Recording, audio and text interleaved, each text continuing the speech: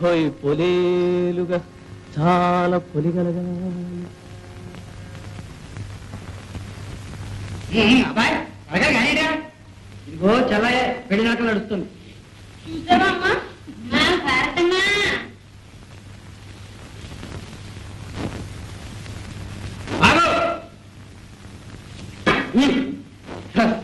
బెదరకొచ్చావే పోలయా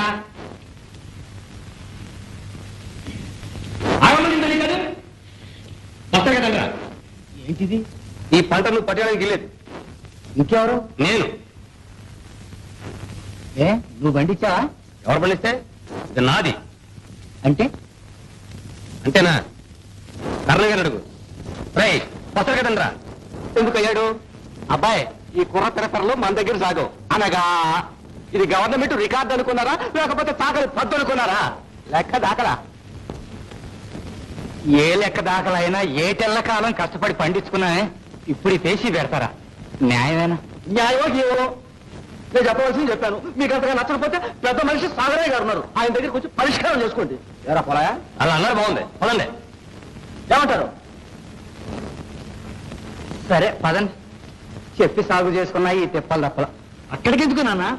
పిల్లితో court ఇచ్చినట్టు. ఎక్కడికి వెళ్తే ఎరా? సాగరయ్య గారు మాత్రం మనం చేసుకున్న భూమిని కాదంటారా? ఇంత అన్నాయమా? కమలరా చూసావా భూసాయ, దీపారం పోలాయ పేరున ఉందంట. సాగరయ్య గారి దగ్గరికి తీర్పుకి వెళ్తున్నాం.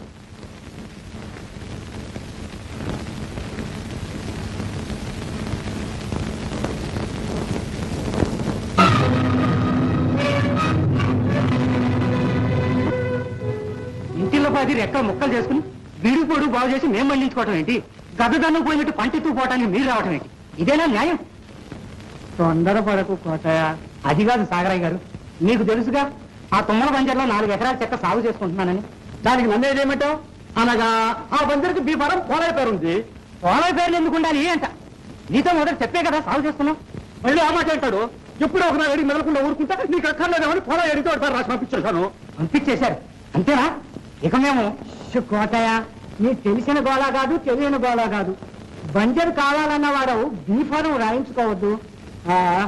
ఇప్పుడు చూడు, ఎక్కదాకలా వాడి పేర ఉంది, నువ్వు సాగు చేసుకున్నావు.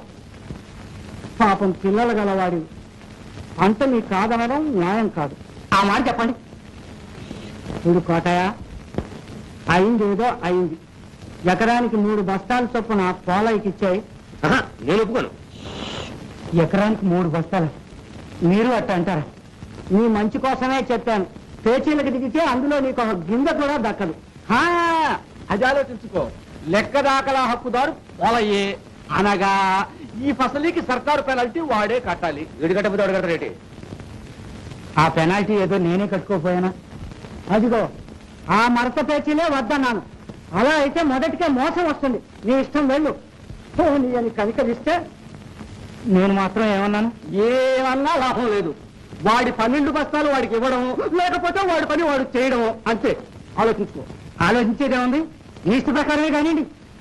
సదియ్యా ఏరా, సరేనా? మీ మాటకు అడ్డడిగాని బాబు, నాకే అన్యాయం జరిగిపోయింది.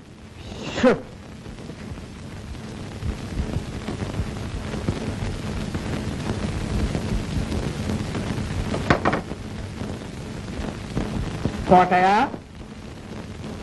అయ్యా చూడు, నీ పాత కవులు బాకి 16 బస్తాలుంది, పంపించాయి.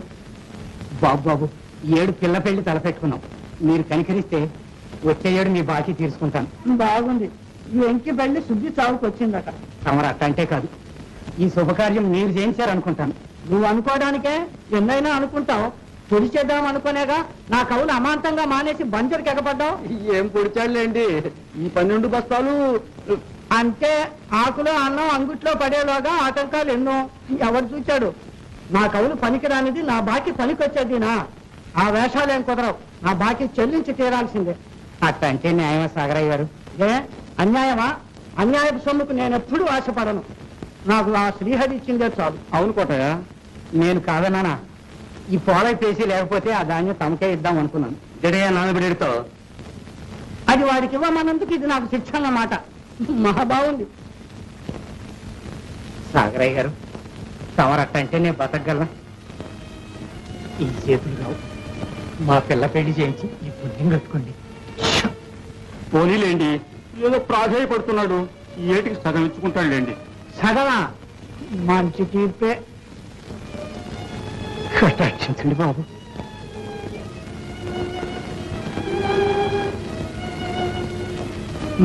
సరే, మెత్తని మనసు వాడినందుకు ఇదే ప్రాయశ్చిత్తం. కానీ ఆ 8 బస్తాలు మా ఫ్యాక్టరీకి పంపించాయి. అట్టాగేనండి. సెలవు. వెళ్ళు.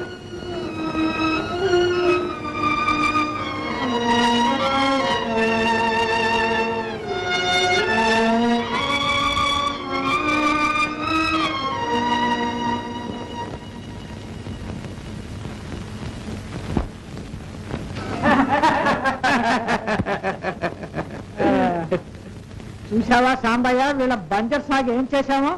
ఇప్పుడు తెలిసిందా పంట పండేదాకా ఎందుకు ఊరుకోమన్నాను? ఇల్లు అలాగానే పండగ అవుతుందా? మిగతా 8 బస్తాలు కూడా తీసుకోవాల్సింది బాబు.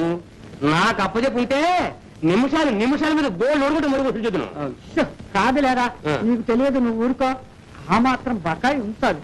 ఎందుకు అనగా వాడి తిలక మన చేతిలో ఉన్నదన్నమాట. లేకపోతే వీళ్ళు మన మాట వింటారా? ఆ కుర్రవేధవులకి తాళం వేస్తూ ఉంటారు. ఓహో, అదా సంగతి.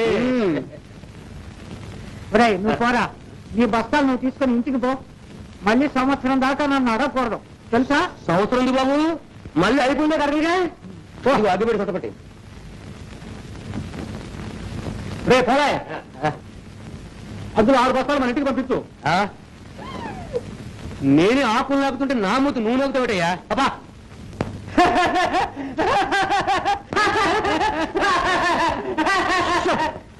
సాంబయ్య, అయ్యా, కొంప తీసి ఆ బంజర్ చెక్క సాగు రిజిస్టర్లోకి ఎక్కించావేమిటి?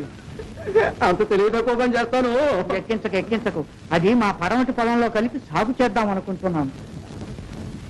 అన్నట్టు ఆ గూడెం శ్మశానం దగ్గర మన సాగు మధ్యను సర్వే రాయింది ఏమిటి సాంబయ్య? అవును, అంతవరకు శ్మశానం నంబరు, కాకపోతే మనం కొంచెం ఆక్రమించుకున్నాం అంతే. ఏమైనా అక్కడ రాయేందుకు? అసందర్భంగా సాగును బట్టి రాయా, రాతిని బట్టి సాగా? తీసి అవతల పాతి. అమ్మో కష్టం, గ్రామకంటూ సర్వే ఖండారాయి మాత్రమా?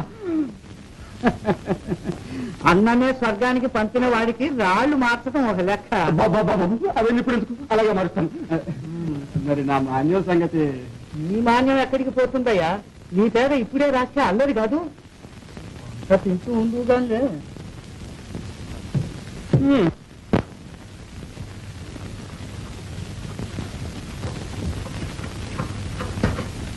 అందట్లో తడమియాలి. ఈ సాగరయ్య బాకీ కూడా ఇప్పుడే సాగరయ్య గారు అను. అదేలే, ఆయన బాకీ కూడా ఇప్పుడే ఇయ్యాలా అని.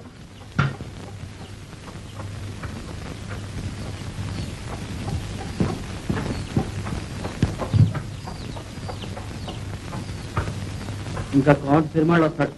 గట్టి ఎప్పుడు ధాన్యం కలవదు. ఈగిపోతే ఊరుకుంటారంటరా? ఎత్తుకుంటూ కాకి ముద్ద విద్యకి ఇచ్చిన తర్వాత ఎందుకు ఊరుకుంటారు? తీర్పు కూడా సాగరయ్య దగ్గరికి వెళ్ళామయ్యా. ఏడుస్తా వ్యవసాయం చేస్తే కాడి మోకం దొంగలు ఎత్తుకెళ్ళాక ఎందులో చూసినా నతికేగా. లేకట లేకపోతే నీ కటకటానికి మెతుకు కూడా మిగిలేదు కాదు, తెలుసా? ఊరికే ఏదో కబుర్లు చెప్పడం కాదు, ఏదో కబుర్లు. ఆ కారణం చేసిన పితరాటానికి నీ నోట్ల నాలిక లేకపోవడానికి ఏమే నీ పాటి తెలివి నాకు ఉంది. వాళ్ళ కడుపు కాళ్ళు పట్టుకుని ఈ పాటైనా మిగుల్చుకొస్తే సంతోషించకుండా అసలు ఏ కాకులు పొడిచినట్టు పడుతున్నారే. మళ్ళీ రాదు. అమ్మా భారతే, కాసి నీళ్ళు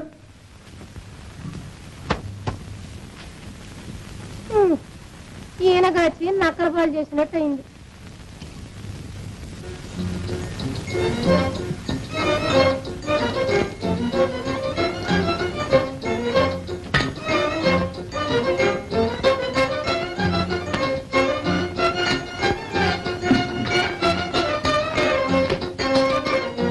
ఎప్పుడు గొర్రెకి బెట్టిడిపోకన్నట్టే ఉంది మన బతుకు.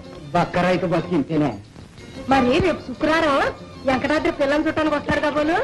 అదే ఆలోచిస్తున్నా. తస్సది నువ్వు ఒకటి చేస్తావా? వెంకటాద్రి దగ్గరికి ఎల్లు అని తోలేవుగా. ఇట్లా అవుతుందని నేను మాత్రం అనుకున్నానా? ఈ పంటలోనైనా 4 గింజలు మిగిలితే దీని పెళ్లి పెద్ద తీరిపోద్ది అనుకున్నాను. ఏం చేరడం, ఈ రేటు ఇంకా పిల్ల పెళ్లి చేయలేమే. అయితే వాళ్ళు మన కోసం ఆగుతారా? ఆ అబ్బాయికి పిల్లనివ్వడానికి ఎంతో మంది ఎగబడుతున్నారంట. ఎగబడకే మంచి సంబంధం, పిల్లలు కూడా బుద్ధిమంతుడు. ఇంతే అన్నావు, వేణంటే ప్రాణం పెడతాడు. భారత్ కూడా గోపాలం అంటే ఇష్టమే. ఇష్టమే గాని డబ్బు లేదే మనం ఇప్పుడు ఏం చేయగలమే. కానీ ఇట్లాంటి మంచి సంబంధం అనుకున్నప్పుడల్లా వస్తుందా? తల తాకట్టు పెట్టైనా సరే దీన్ని పోకుండా చూసుకోవాలి. సరేలే, ఏదో ఒకటి చేద్దాం. ఏదో ఒకటి కాదు, ఇదే చెయ్యాలి. అయ్యా